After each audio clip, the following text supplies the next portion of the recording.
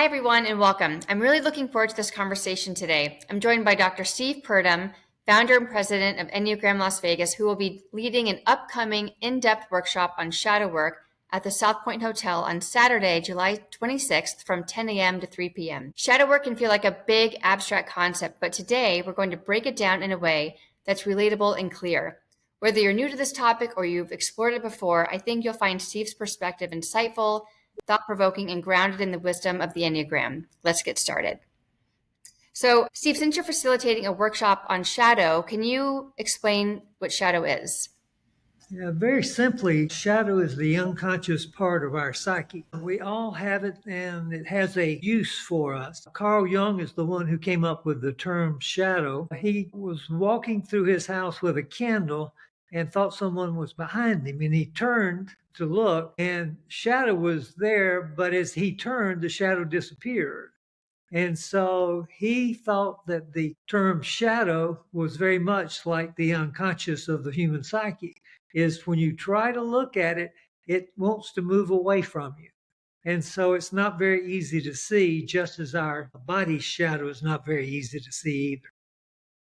Wow, I never knew that story. That's really great. Now that we have a bit of an idea of what shadow is, how do we have a shadow or an unconscious part of our psyche?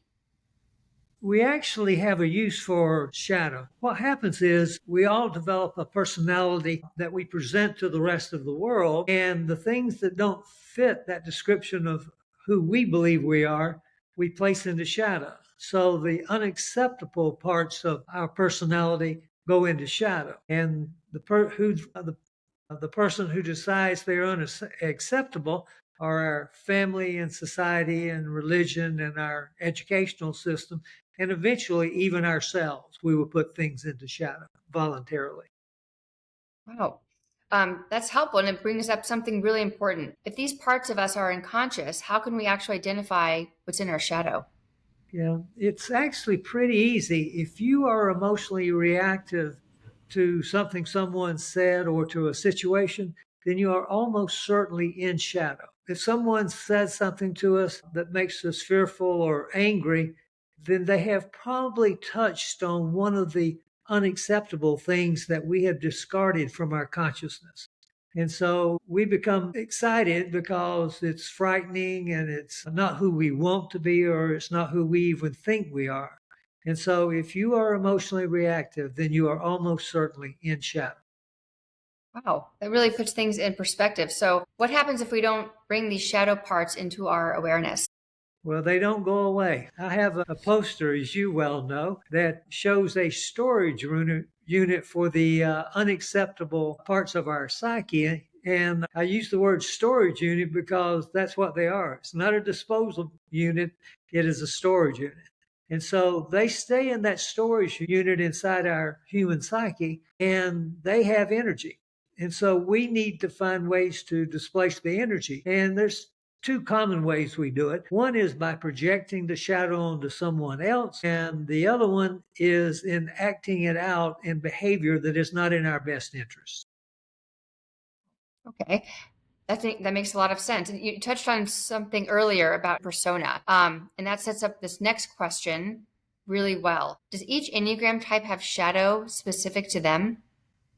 Yes, actually, as I mentioned in my opening comments, is that we develop a personality type, and that personality type wants to communicate who we are to people. Persona is in essence a mask that represents part of us, but there's a lot of things that belong to us that we keep out of the public eye.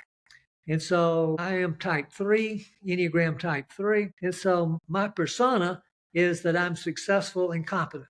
And that's what I want people to believe. Well, unfortunately, there are times when I'm a failure and incompetent. And so, but I don't want to show that to people. And so I put those things into shadow. And each one of the Enneagram types has something pretty specific that they feel strongly about that they don't want to be associated with. And I don't want to walk through all 9 of them because I'm going to teach that on July the 20th. That's great. Yes. Well, thank you for explaining that. But finally, for anyone listening and wondering if this applies to them, who should do shadow work? Everyone should do shadow work. It applies to everyone. Perhaps even just hearing this short discussion between the two of us, you might realize that there are times when you have emotional reactivity that is perhaps more than the situation warrants. There's a Shakespearean quote, "Thou doth protest too much." And so there's a situation where someone has said something that's fairly innocent to you, but you find yourself very emotionally reactive, then you're in shadow. And I think all of us have experienced that at some point in our life. And the thing about resolving shadow issues is that the ego and the shadow are in conflict. The ego says Steve Purdom is successful and competent, and the shadow says, well, that's not entirely true.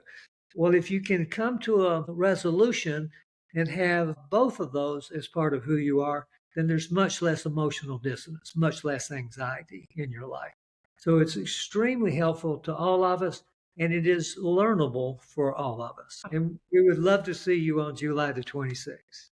Absolutely. Yes. Thank you for sharing that in such a thoughtful and accessible way. Shadow work can really feel intimidating, but you've helped show how it's such a vital part of real growth and healing and really self-understanding. So yes, if this sparks something for you, we'd love to have you join us on Saturday, July 26th from 10 a.m. to 3 p.m. at the South Point Hotel. The workshop and the lunch are generously donated and provided by the Enneagram Las Vegas. RSVP is required to save your spot, so we hope to see you there. Thank you, Steve. Thank you, Deidre.